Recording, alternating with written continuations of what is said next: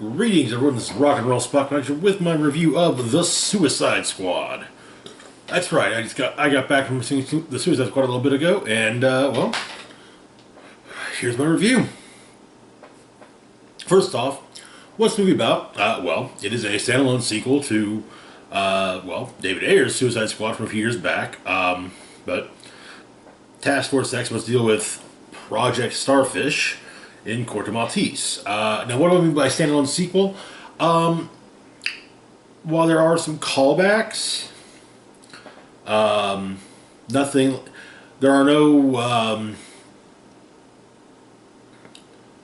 There are no points where anyone actually mentions any of the events from Suicide Squad. The characters who are not returning aren't mentioned either. So yeah, that's pretty much what I mean by a standalone sequel. Quick thoughts is that it's fun as hell in just the right ways. Easily one of the best DCEU movies, and well, I will say this much: don't get too attached to pretty much anybody. Anyway, on to the cast of note. We've got Margot Robbie reprising her role as Harley Quinn. I think this makes the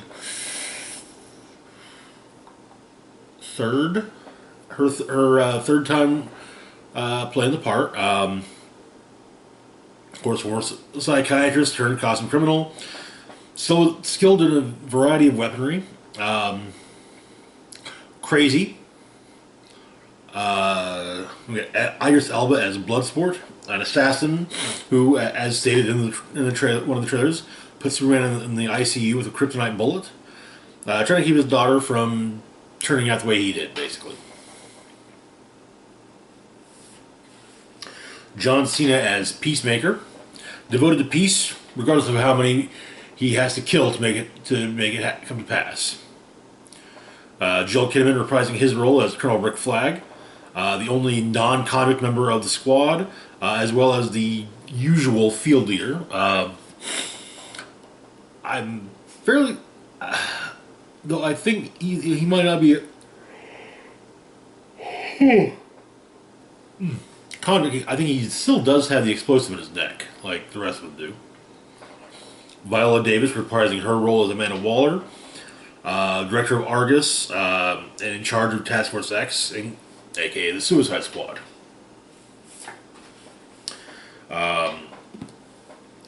David Dastmalchian as Polka Dot Man, the son of a scientist who experimented on him trying to make a superhero, has some serious mommy issues. Sylvester Stallone as King Shark. King Shark is a shark. Jai Courtney reprising his role as Captain Boomerang, a Flash rogue who utilizes boomerangs. Shall we say, overly fond of unicorns. Michael Rooker as Savant, a vigilante hacker and as well as expert marksman with, well, anything, including, well, it's a small bouncy ball even. Nathan Fillion as TDK, the detachable kid, has detachable arms that he can control remotely.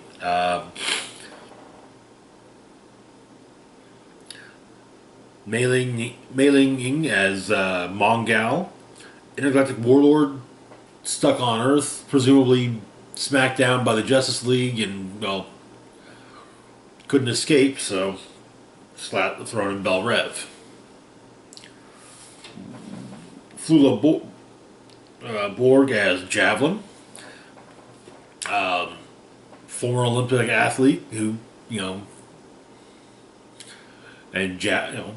uses a javelin to commit crimes.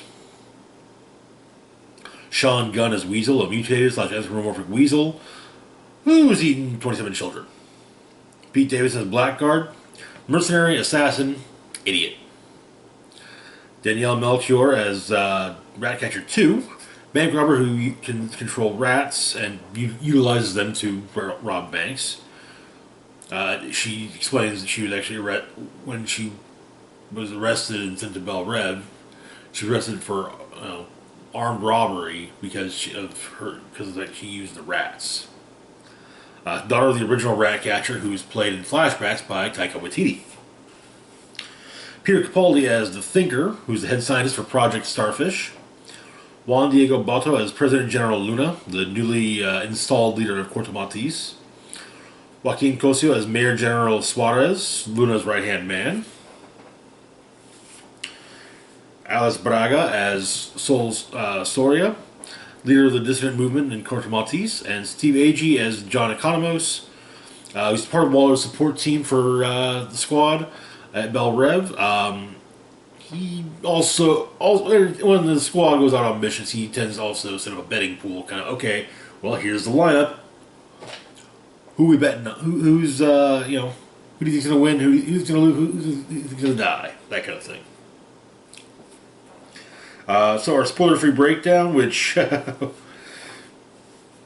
don't want to tell you anyone who's gonna get killed. So, Task Force X infiltrates Corto Maltese to take down Project Starfish. Many things go wrong. Some squad members die. Harley gets taken prisoner and tortured, and then what's left of the squad goes after the project.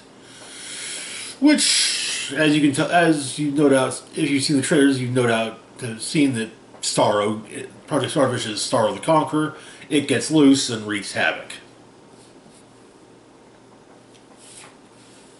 Ups and downs of the movie. Whole lot of ups. I mean, this was a really good movie. But you get a great cast that work excellently together.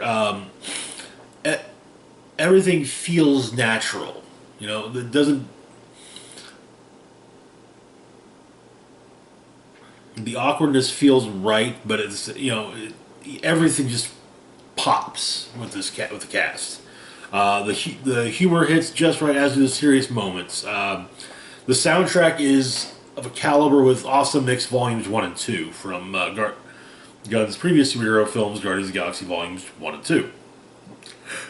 Starro looks great and honestly is a bit more horrifying than he's ever been in the comics.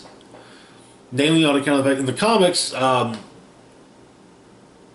due to the way Starro works with kind of, basically controlling people via drones that attach to people to their face, in the comics they're usually easily removed. They're not that easily removed, and it's removing one of the little Starro fights from someone is akin to removing a facehugger from someone in the Alien franchise. You don't survive. It's not something you survive. There's some really great Easter eggs, especially in Bel Rev. The only downsides I can even think to the movie to give the movie were little nitpicky things. Like, I would have preferred to have seen Starro fight the League rather than the Suicide Squad, but it was still fun as hell to watch. And to be fair, it was a much different fight than I would have expected to see with the League. And I don't know. It would have been nice to get some mention of at least some of the characters who weren't returning. Maybe a slight mention of Deadshot or Katana. Yeah, that would have been nice, but we don't get that. So, final thoughts. Like I said previously, it's easily one of the best DCEU movies to date. It hits everything just perfectly. It's fun as hell. It is, of course, it's overly violent, gruesome. The CG looks great. Yeah, everything just just an all-around great movie. Rating wise, I would feel wrong giving it a 5 out of 5. But it's damn close. So 4.5 out of 5, and it's it's damn close to a perfect score. Anyway. That's it for now. As always, feel free to like, share, and subscribe. Links to my Facebook, Twitter, Patreon, and PayPal can be found in the description box down below.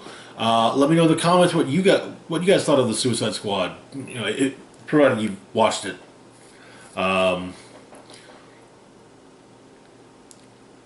This is Rock and Roll Spock signing off, saying, live long and rock hard.